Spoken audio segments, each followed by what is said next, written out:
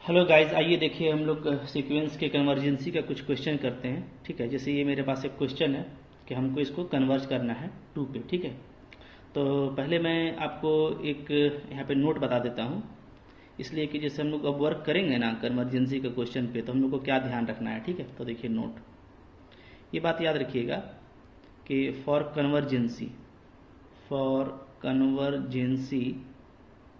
Of sequence, ठीक है, ये अगर आपको दिखाना है कि वो क्या है, कन्वर्जेंट है, तो आपको आप क्या क्या दिखा सकते हैं। पहला तो अगर आप ये दिखा देते हैं कि वो एक कूची सीक्वेंस है, तो आपका काम खत्म हो जाएगा। ठीक है, दूसरा आप ये दिखा दीजिए कि जो लिमिट है, लिमिट, ठीक है, वो यूनिक है। अगर लिमिट यूनिक है और फाइनाइट है तब भी वो क्या हो जाएगा, कन्वर्जेंट हो जाएगा। ठीक है, अच्छा, तीसरा आप ये दिखा दीजिए कि जो सीक्वेंस है आपका वो क्या है, sequence is monotonic and bounded, तब भी आपका क्या हो जाएगा, वो कन्वर्जेंट हो जाएगा। इसलिए कि मोनोटोनिक और बाउंडेड सीक्वेंस ऑलवेज क्या होता है, कन्वर्जेंट होता है। ठीक है, सिर्फ मोनोटोनिक या सिर्फ बाउंडेड आपका काम नहीं करेगा, हाँ, लेकिन अगर आप दोनों दिखा देते हैं तो आपका वो डेफिनेटली कन्वर्ज हो जाएगा। ठीक है, ये देखिए हमारे पास एक क्वेश्चन, इसको हम लोग प्रूफ करते हैं।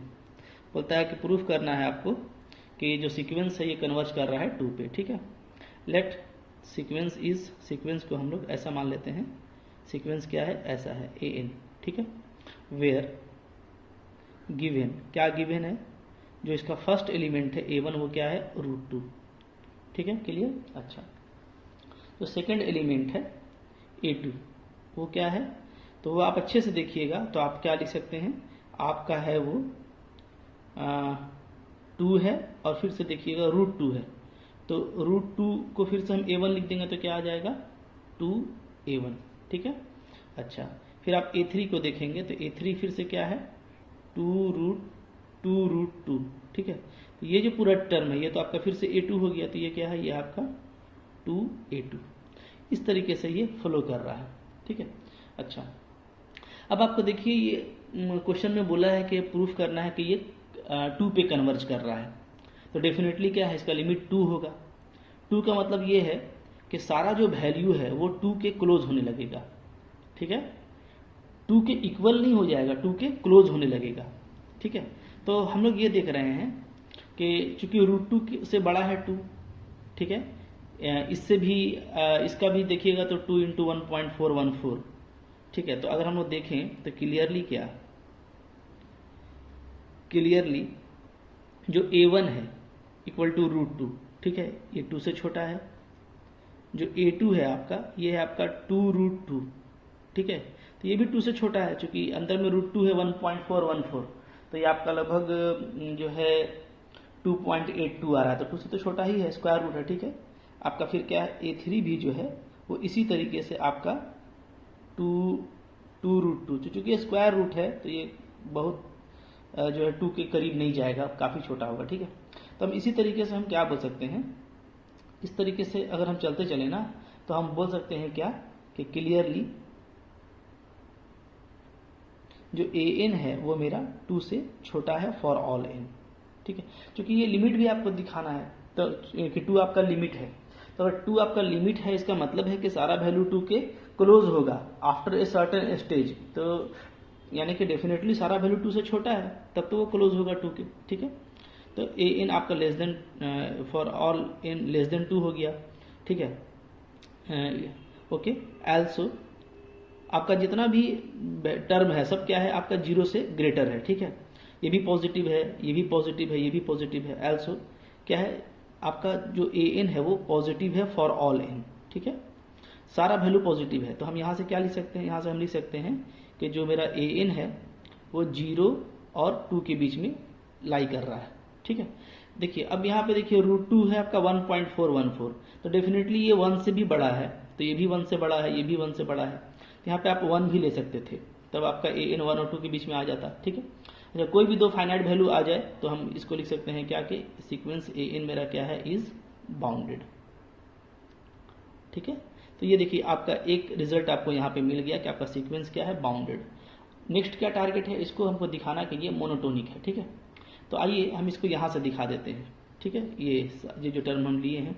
एल्सो हम क्या लिखेंगे कि जो मेरा फ्लो है वो देखिएगा आप, तो क्या होगा, जो ए एन होगा ना वो क्या हो जाएगा √2 ध्यान दीजिए, ठीक है।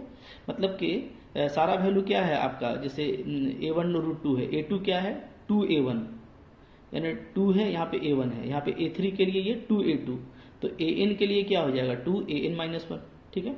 इसको आप स्क्वायर कर दीजिए तो क्या आ जाएगा an का स्क्वायर इक्वल टू 2an-1, ठीक है। तो काफ़ी ये सिंपल क्वेश्चन था। अब देखिए ये होने चला है, बस ये कंप्लीट हो ही गया, ठीक है। अब हम क्या करेंगे, दिस इम्प्लाइज हम इसको लिख सकते हैं, क्या बताइए, an/an-1 इक्वल टू क्या 2/an, ऐसे लिख सकते हैं। और ये क्या हो जाएगा, ये आपका हो जाएगा ठीक है, जो कि an मेरा 2 से छोटा है तो ये हो जाएगा ग्रेटर देन 1, क्लियर, ठीक है। क्या हो जाएगा बताइए, अभी हम लोगों ने किया था, यस, ये ग्रेटर देन 1 हो जाएगा, ग्रेटर देन 1, ठीक है। क्यों, इसलिए कि जो आपका an है वो 2 से छोटा है फॉर ऑल n, तो नीचे वाला जो वैल्यू है वो 2 से छोटा है, ऊपर वाला 2 है, तो डेफिनेटली ये ग्रेटर देन 1 हो गया। तो यहाँ से क्या आ गया आपका an is greater than an-1 for all n belonging to natural number, ठीक है। यानी कि आपका जो भी बाद का टर्म है वो पहले के टर्म से क्या है, बड़ा है, तो हम क्या बोलते हैं कि an जो है मेरा sequence an is monotonic increasing, monotonic increasing, clear है, ठीक है। तो समझ में आ गया आपको, क्योंकि an बाद का टर्म है और an-1 उसके पहले का टर्म है। कोई भी टर्म ऐसा होता है ना, a1 फिर a2 बढ़ता बढ़ता an-1 फिर an, ठीक है, ऐसे। तो आपको बोल रहा है कि जो an है बाद का जो टर्म है वो पहले वाले टर्म से क्या है, बड़ा है फॉर ऑल n, यानी a1 से आपका क्या हो गया, a1 से आपका a2 बड़ा हो गया, a2 से a3 बड़ा हो गया, an-1 से an बड़ा हो गया, तो ये क्या है, ये आपका मोनोटोनिक इंक्रीजिंग है, ठीक है। तो हमको दोनों क्राइटेरिया मिल गया, जो सीक्वेंस है वो मोनोटोनिक इंक्रीजिंग भी है और क्या है, बाउंडेड भी है, ठीक है। तो हम क्या लिखेंगे, दस sequence an is monotonic and bounded, और ये बाउंडेड भी है, ठीक है। इसका मतलब है क्या, therefore it converges to a limit, it converges to a limit, तो ये कन्वर्जेंट होगा एक लिमिट पर, ठीक है, से l, मान लेते हैं कि ये लिमिट मेरा क्या है, l है, ठीक है। देन कहाँ से चलेंगे हम लोग यहाँ से चलते हैं, ठीक है। ये जो मैंने रिजल्ट निकाला है ना, इसको मैं इक्वेशन 1 ले लेता हूँ, ठीक है। देखिए ये जो रिजल्ट अभी निकाले थे इसको इक्वेशन 1 ले लीजिए। देन 1 इम्प्लाइज क्या हो जाएगा आपका, अच्छा ये बात ध्यान दीजिए, ठीक है। अगर लिमिट l है तो इसका मतलब क्या है, इसका मतलब है, यहाँ पे मैं लिख देता हूँ, ठीक है, therefore limit n tending to infinity, an का वैल्यू l होगा, limit n tending to infinity an-1 का वैल्यू भी l होगा। क्योंकि लिमिट l आ गया, इसका मतलब है कि एक स्टेज के बाद सारा वैल्यू l के करीब हो जा रहा है, सब का जो डिस्टेंस है l से वो 0 के बराबर हो जा रहा है।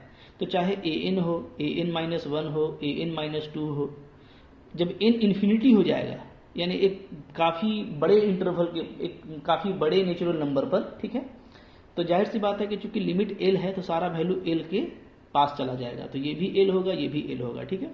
तो 1 इम्प्लाइज, जो 1 इम्प्लाइज था वो क्या था, an² इक्वल टू 2an-1, इसमें आप लिमिट लगा दीजिए, limit n tending to infinity an² equal to limit n tending to infinity 2an-1, ठीक है, ओके।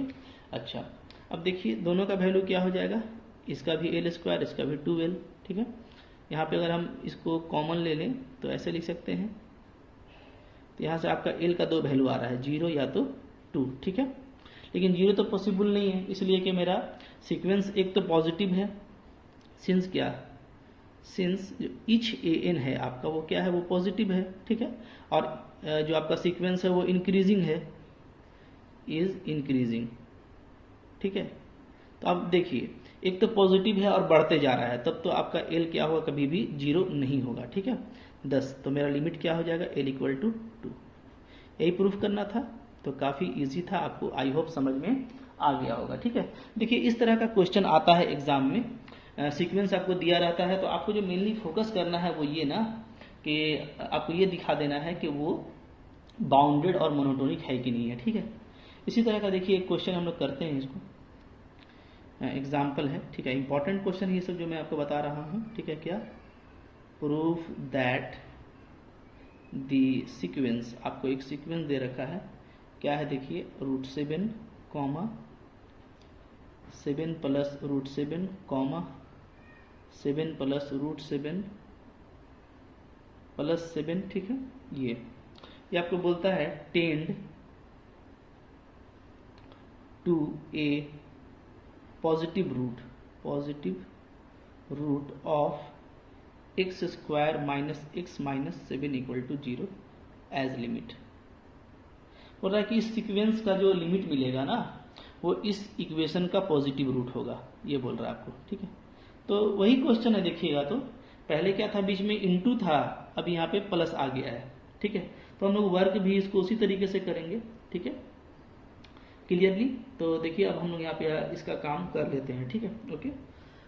पहले तो ये देखिए कि सॉल्यूशन हम लोग ऐसे करेंगे, हाँ। लेट मान लेते हैं कि सीक्वेंस जो है मेरा, सीक्वेंस इज ए इन, ऐसा मेरा सीक्वेंस है, ठीक है, ओके। वेयर यहाँ पे आपका जो फर्स्ट टर्म है वो क्या है, वो है आपका √7, ठीक है। जो सेकेंड टर्म है वो क्या है, तो वो हम देखिए क्या लिख सकते हैं, जाहिर सी बात है 7 लिखेंगे प्लस A1 लिख देंगे। फिर मेरा जो A3 है वो क्या है, वो है आपका 7 प्लस ये पूरा जो है आपका वो A2 कहला रहा है, तो 7 प्लस A2, ठीक है। इस तरीके से आपका ये बढ़ रहा है, ठीक है। A1 √7, A2 √7 plus A1, A3 √7 plus A2, ठीक है। इस तरीके से ये फ्लो कर रहा है, क्लियर है, ठीक है। तो अब देखिए, तो यहाँ से हम क्या लिख सकते हैं, यहाँ से हम अगर इसी फ्लो में लिखें तो हम क्या लिखेंगे, दिस इम्प्लाइज जो मेरा A in आ जाएगा वो आ जाएगा √7 प्लस A in माइनस 1, ठीक है, for all in, clear. Equation 1 ले लीजिए, ठीक है। अच्छा, एल्सो अब देखिएगा जितना भी आपका A in है वो सब पॉजिटिव है फॉर ऑल इन, ठीक है। चूंकि √7 है तो पॉजिटिव है, अब फिर सब सारा वैल्यू रूट में है तो सब तो पॉजिटिव है, ठीक है। एंड ये भी आप देखिए कि जो इच A in है वो क्या है, वो आपका 7 से स्मॉलर भी है, ठीक है। क्योंकि √7 दिया है ना, तो जैसे पहले था √2, तो यहाँ पे √7 है, तो √7 से तो 7 बहुत ग्रेटर है, ठीक है। तो आप यहाँ पे लिख सकते हैं कि देखिए A1 जो है आपका वो √7 है, तो 7 से छोटा है। A2 जो है आपका √7 प्लस 7 है, तो ये कुछ भी होगा आपका 2 पॉइंट समथिंग और 7, तो ये 9 पॉइंट समथिंग 7 से तो काफ़ी छोटा है, ठीक है। तो सारा वैल्यू क्या है आपका 7 से छोटा है डेफिनेटली, ठीक है। तो हम क्या लिख सकते हैं, हम लिख सकते हैं कि 0 से AN 7 के बीच में है फॉर ऑल n, यानी क्या, यानी जो सीक्वेंस AN है मेरा वो क्या हो गया, इज बाउंडेड। तो काफ़ी अच्छे से बाउंडेड दिखा दिए, ठीक है। अब दिखाना है हमको इसका मोनोटोनिसिटी, तो 1 का यूज़ कर लीजिए, ठीक है। 1 इम्प्लाइज क्या हो जाएगा, स्क्वायर कर दीजिए AN² equal to 7 plus AN minus 1, ठीक है, ये क्लियरली। अच्छा, यहाँ से हम लोग देखते हैं तो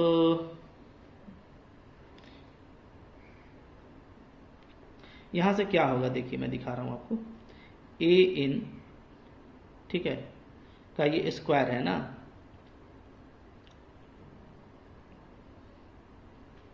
अच्छा। तो यहाँ से तो थोड़ा बोलना मुश्किल हो रहा है, तो हम लोग डायरेक्ट ही बोल देते हैं, कोई दिक्कत नहीं है बोलने में, कि डेफिनेटली क्या है, ये आपका इंक्रीजिंग है, ठीक है। इसको रहने दीजिए, आप इसको 2 कर लीजिए। अच्छा, यहाँ पे ऐसे ऐसे कर देते हैं, ठीक है।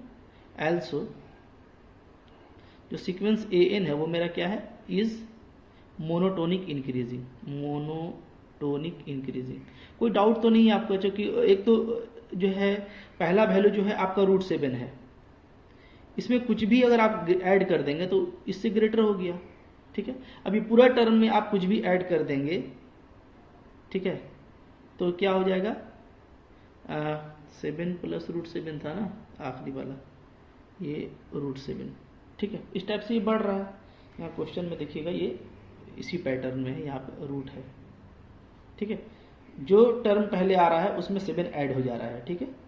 अब ये पूरा टर्म में आगे में 7 ऐड हो गया है, ठीक है, इस टाइप से है। क्लियर? तो अब देखिए कि डेफिनेटली क्या है, पहला टर्म में कुछ ना कुछ ऐड हो रहा है और ये पॉजिटिव टर्म है तो इंक्रीज ही करेगा, ठीक है। तो इस मोनोटोनिक इंक्रीजिंग, इसलिए कि ये आपका पैटर्न चल रहा है, ठीक है। तो दोनों बातें यहाँ पे आपको साबित हो गई कि कोई डाउट नहीं है इसमें कि ये मोनोटोनिक इंक्रीजिंग है और बाउंडेड है, ठीक है। तो 10 हम लोग क्या लिखेंगे, 10 sequence a n is monotonic and bounded. Monotonic भी है और क्या है आपका, बाउंडेड है, ठीक है। तो इसके पास क्या होगा, लिमिट होगा, therefore it converges to a limit. ये एक लिमिट पे कन्वर्ज करेगा, ठीक है। एल मान लेते हैं हम लोग कि एल पे कन्वर्ज कर रहा है, ठीक है। तो इसका मतलब क्या होगा कि limit n tending to infinity आप ए एन निकालिए, limit n tending to infinity आप ए एन माइनस 1 निकालिए, कोई भी ये सारा वैल्यू क्या होगा, सब एल के बराबर आएगा, ठीक है। तो अब आइए हम लोग 2 का यूज कर लेते हैं। नाउ यूजिंग 2, अगर 2 का यूज करेंगे तो इन्फिनिटी पर क्या हो जाएगा, ये भी एल ये भी एल, तो हम क्या लिखेंगे, l square equal to 7 plus l. कब, जब मेरा एन क्या हो जाएगा, इन्फिनिटी, ठीक है, ओके। अब यहाँ से क्या लिख सकते हैं, l square minus l minus 7 equal to 0, ठीक है, ओके। वेयर, ठीक है, l is a root of, जहाँ एल क्या होगा आपका, रूट होगा किसका, x square minus x minus 7 equal to 0, ठीक है, ओके। और हमको यही प्रूफ करना था, और ये बोल रहा था कि इसका पॉजिटिव रूट होगा, तो इसका 2 वैल्यू होगा क्योंकि ये क्वाड्रेटिक इक्वेशन है। तो लेकिन सारा मेरा जो टर्म है वो क्या है, पॉजिटिव है, तो कभी भी निगेटिव वाले को तो कन्वर्ज नहीं करेगा, तो पॉजिटिव पे कन्वर्ज करेगा, ठीक है। Where l is a root of this one and l must be positive. L क्या होगा आपका, पॉजिटिव होगा, क्यों, सिंस ए एन जो है वो आपका पॉजिटिव है for all n and is increasing, और क्या है आपका, और जो एंड सीक्वेंस इज इंक्रीजिंग, ठीक है, लिख लीजिएगा इंक्रीजिंग। क्लियर है? तो चूंकि सीक्वेंस मेरा क्या है, एक तो पॉजिटिव है सारा टर्म और दूसरा इंक्रीजिंग है, तो कभी भी जाहिर सी बात है निगेटिव की तरफ तो नहीं कन्वर्ज करेगा, 0 से बड़ा ही होता जाएगा तो पॉजिटिव पर कन्वर्ज करेगा, ठीक है, इस तरीके से। तो देखिए ये भी सिंपल क्वेश्चन था। तो इस तरह का क्वेश्चन जो है ना, फॉर्मेट आप इसको पकड़ लीजिए, इस तरह का फॉर्मेट क्वेश्चन एग्जाम में आता रहता है, ठीक है। तो अगर इस तरह का फॉर्मेट में क्वेश्चन आता है तो आप इसको इसी तरीके से कीजिएगा, ठीक है। और आई होप आपको इसमें कोई दिक्कत नहीं होने वाला है, आप इसको कर लेंगे आसानी के साथ, ठीक है, ओके। अच्छा, यहाँ पे देखिए एक तो और भी क्वेश्चन है, उसको भी मैं बता देता हूँ क्योंकि इंपॉर्टेंट क्वेश्चन है वो भी। आइए देखते हैं उसको भी हम लोग। यहाँ पे क्या है क्वेश्चन,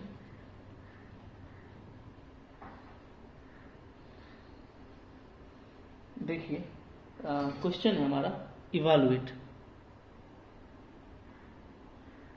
करना है। क्या इवालुएट करना है, देखिए इवालुएट, ठीक है, 1 + 1/n का power n as n tending to infinity, ठीक है। यानी आप कैसे बोल सकता है, दैट इज फाइंड करना है आपको limit n tending to infinity 1 + 1/n का पावर n।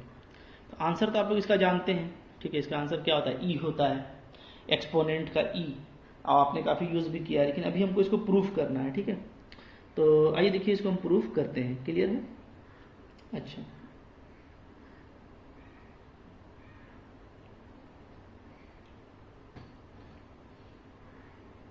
प्रूफ,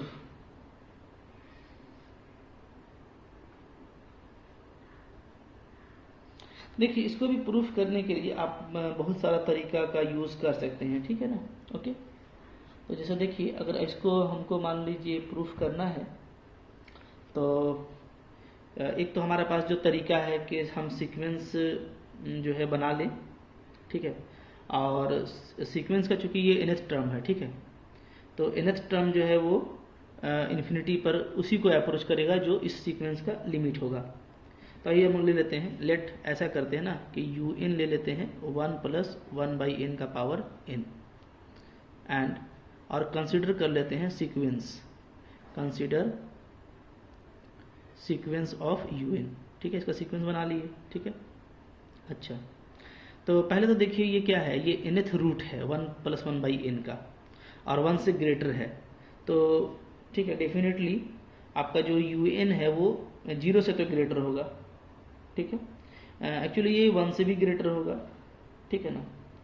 और हम लोग भी आगे देखेंगे, ये लग रहा है कि ये 2 से भी आपका ग्रेटर है, ठीक है, तो कोई प्रॉब्लम नहीं है, ये 2 से भी आपका ग्रेटर हो जाएगा। ओके, अभी एक्सपेंशन करेंगे तो ये मालूम चल जाएगा। हाँ, क्लियर है, ठीक है।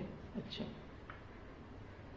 अब देखिए कि ये जो है ना मेरा ये मेरा जो है मोनोटोनिक सीक्वेंस होगा UN, ठीक है। और मोनोटोनिकली हम लोग देखेंगे तो ये क्या कर रहा है, इंक्रीज कर रहा है। ये मैं आपको दिखा देता हूँ कि ये कैसे होगा, ठीक है। अच्छा, देयरफॉर UN + 1 क्या आ जाएगा, पहले ये लिख लेते हैं। UN + 1 आ जाएगा 1/n + 1 का पावर n + 1, ठीक है, ये आ जाएगा, ठीक है। अच्छा, अब देखिए जैसे मैं आपको दिखाता हूँ, अगर हम लोग एक्सपेंशन का यूज़ करें तो यूजिंग एक्सपेंशन, ठीक है, UN जो है मेरा यानी 1 + 1/n का पावर n, ये कैसे लिखा जाएगा, तो फर्स्ट टर्म 1 फिर n × 1/n, ठीक है।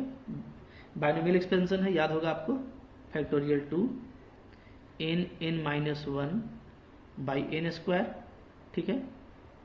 फिर क्या होता है नेक्स्ट टर्म होता है आपका 1/3 n-1 n-2/n³, ठीक है। इस तरीके से ये बढ़ता जाता है, ठीक है, ये है। अगर आप देखिएगा तो ये n और n हमारा कैंसिल हो जा रहा है, तो ये एक बार में 1 और 1 क्या हो जा रहा है आपका 2 हो जा रहा है, ठीक है। तो ये जो आ रहा है ये आपका आ जा रहा है 1 + 1/n का पावर n = 2, ठीक है, प्लस 1/2, यहाँ पे एक n कैंसिल हो जाएगा तो क्या बचेगा 1 - 1/n, ठीक है, ऐसे लिखिएगा, प्लस 1/3, यहाँ भी आपका एक n कैंसिल होगा तो n², ठीक है। अब दोनों में एक n से डिवाइड कर दीजिए तो आ जाएगा 1 - 1/n 1 - 2/n, इस फॉर्म में आपको लिख देना है, ठीक है। इस तरीके से बढ़ रहा है। ओके, इसी तरीके से अगर हम सिमिलरली करके लिखें, सिमिलरली, तो हम जो इसको लिखेंगे कैसे लिखेंगे, इसको हम लिखेंगे 1 + 1/1 + n का पावर n + 1, ठीक है। तो ये भी आपका 2 होगा, ठीक है। अच्छा, यहाँ पे आ जाएगा 1/2, ओके। अच्छा, n की जगह पे क्या डालना है, n + 1, तो 1/n + 1, फिर फैक्टोरियल 3 1 - 1/n + 1 1 - 2/n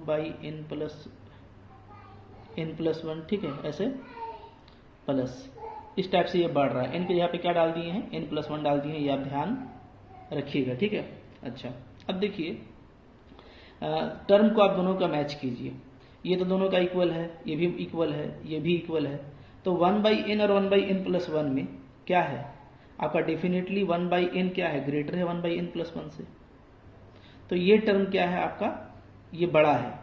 तो और 1 में जो कि माइनस हो रहा है तो बड़ा टर्म माइनस हो रहा है, तो यानी ओवरऑल ये टर्म क्या हो गया, छोटा हो गया, और ये टर्म क्या हो गया मेरा, बड़ा, ठीक है। ये ग्रेटर हो गया, ये आपका ग्रेटर हो गया, जी लिख देता हूँ, और ये आपका स्मॉलर हो गया, s, क्योंकि 1/n आपका बड़ा है, तो 1 में आप माइनस कर रहे हैं, तो बड़ा टर्म को माइनस करेंगे तो ये अभी छोटा हो गया मल्टीपल, और इसमें आप छोटा टर्म को माइनस कर रहे हैं तो ये मल्टीपल बड़ा हो गया, तो ये ग्रेटर, ठीक है। इसी तरीके से यहाँ पे भी, और यहाँ पे भी देखिएगा आपका तो 2/n से भी 2/n + 1 आपका क्या हो जाएगा, छोटा होगा, तो ठीक है। तो चूंकि ये हो रहा है तो यहाँ से हम इसको ऐसे लिख सकते हैं इन जनरल, ठीक है, दैट इज क्या, दैट इज 1/n + r भी अगर आप लेते हैं ये वाला, तो ये क्या होगा, ये ग्रेटर होगा आपका, ठीक है। 1 + r - 1 ले लेते हैं यहाँ पे, ठीक है, ये तो ये आपका ग्रेटर होगा 1/n + r से, ठीक है। मतलब यहाँ पे देखिए जहाँ पे r कुछ भी हो सकता है, जैसे मान लीजिए 2 लेंगे तो ये 2 होगा तो ये 1 हो जाएगा, तो जाहिर सी बात है 2 लगाने से तो डिनोमिनेटर आपका बड़ा होगा। ये बस छोटी सी चीज़ है जो आप आज समझ लीजिए, क्योंकि ये सब आपको आगे फिर मैथ में यूज़ करना पड़ता है, ठीक है। तो ओवरऑल अगर देखा जाए तो हम क्या लिख सकते हैं, 10 वी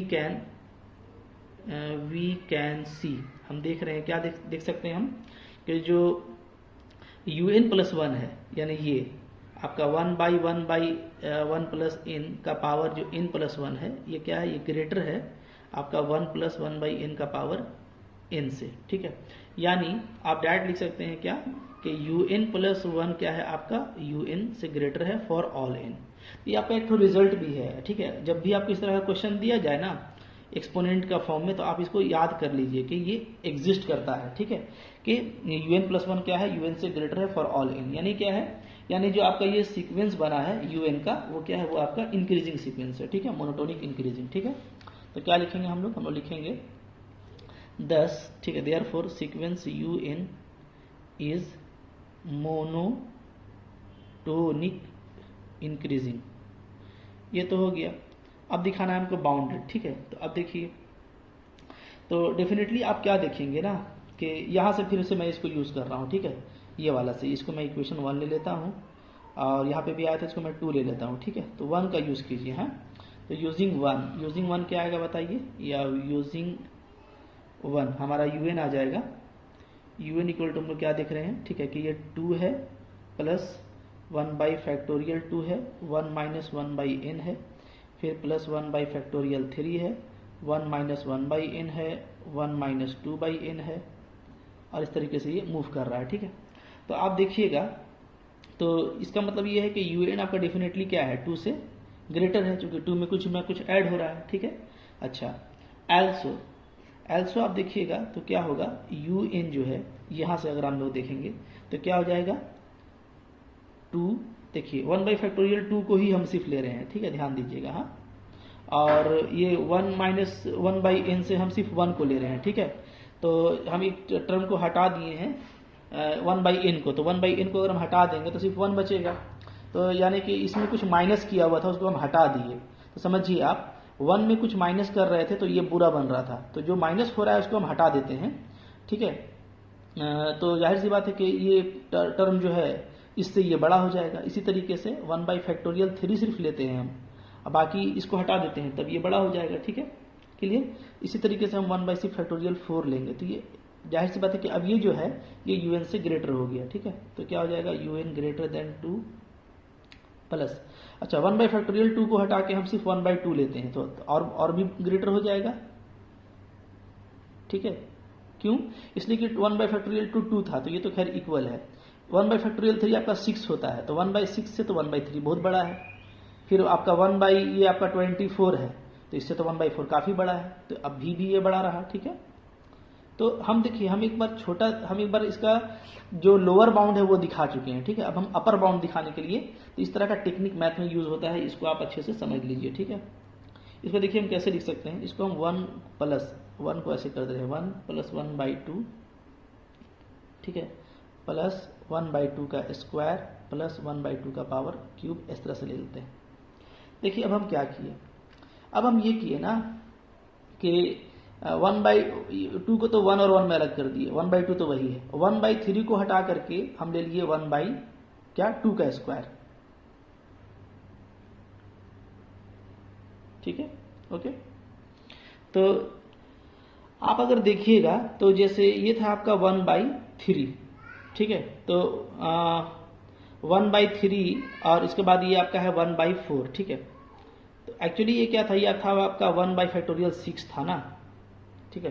तो 6 को हटा के यहीं पे हम ले लेते हैं 2 का स्क्वायर, हाँ 2 का स्क्वायर ज़्यादा अच्छा रहेगा, क्योंकि 6 को हटा रहे हैं तो 4 ले रहे हैं नीचे में, यानी नीचे में कम कर रहे हैं तो वैल्यू बड़ा रहेगा। यहाँ पे 24 है फैक्टोरियल 4, इसको हम हटा के कर दे रहे हैं 2 का पावर क्यूब, यानी 8 ले रहे हैं, ठीक है। तो 1/2 लिए यहाँ से 1/2 का स्क्वायर, यहाँ से 1/2 का पावर क्यूब। तो इस 2 को 1 से 1 को अलग कर दिए। ऐसा इसलिए किए कि आपका ये क्या बन गया, ये आपका बन गया इनफाइनाइट जीपी। क्या बन गया, इनफाइनाइट जीपी, ठीक है, ओके। अच्छा, तो अगर ये इनफाइनाइट जीपी है तो देखिए ये क्या हो जाएगा, चूंकि ये देखिए हम लोगों को इन्फिनिटी पे काम कर रहा है, तो हम 1 बाई यहाँ पे nth टर्म भी ले सकते थे, लेकिन चूंकि इन्फिनिटी पे काम करना है तो इनफाइनाइट जीपी लेने में कोई दिक्कत नहीं है, ठीक है। तो क्या हो जाएगा, un less than 1 plus infinite GP का फॉर्मूला क्या होता है, a बाई 1 माइनस आर। तो यहाँ पे a क्या है, फर्स्ट टर्म 1 और कॉमन रेशियो 1/2, तो क्या हो जाएगा 1 बाई 1 माइनस 1/2। ठीक है, ये आपका आ जा रहा है un लेस देन ये आपका 2। ठीक है, यानी क्या un आपका आ जा रहा है लेस देन 3 डेफिनेटली। तो देखिए कितना अच्छा था ये, और ये एक रिजल्ट है, तो आप याद कर लीजिए कि इस तरह का सीक्वेंस में क्या होता है, 2 और 3 के बीच में वैल्यू आता है। ऊपर में देखिए 2 से ग्रेटर था यहाँ पे, ठीक है, और अभी देखिए सारा वैल्यू मेरा क्या आ गया है, 3 से स्मॉलर आ गया है। तो इसका मतलब क्या है कि जो सीक्वेंस un है आपका वो क्या है, इज बाउंडेड, ये बाउंडेड है। तो बाउंडेड भी है और मोनोटोनिक भी है, तो सीक्वेंस un क्या हो गया आपका, is monotonic and bounded. Monotonic भी है और बाउंडेड भी है। तो अगर मोनोटोनिक भी है और बाउंडेड भी है तो इसके पास क्या होगा, एक लिमिट होगा। ठीक है, 10 इट हैज ए लिमिट से l 10 it has a limit. ठीक है, l, और l कैसा लिमिट होगा, एंड l मेरा 2 और 3 के बीच में लाई करेगा। ठीक है, और 2 और 3 के बीच में लाई करने वाले इसी l को हम लोग क्या बोलते हैं, एक्सपोनेंट e बोलते हैं। ठीक है, ओके, विच इज है ना, विच, ठीक है, एंड देयरफॉर क्या हो जाएगा आपका l इक्वल टू हो जाएगा e। ठीक है, e हम लोग बोलते हैं वेयर e जो है आपका वो क्या है, जो एक्सपोनेंट वैल्यू है वो 2 और 3 के बीच में लाई करता है। तो यहाँ से ये भी प्रूफ हो गया कि e 2 और 3 के बीच में लाई करता है। ठीक है, ये भी आप इस तरह से आप प्रूफ कर सकते हैं, और आपका यहाँ पे लिमिट भी निकल गया। तो क्वेश्चन इजी था, मुश्किल नहीं था, बस एक बार अगर आप इसको समझ गए हैं तो आप इसको कभी भी कर लेंगे। Okay, thank you for watching.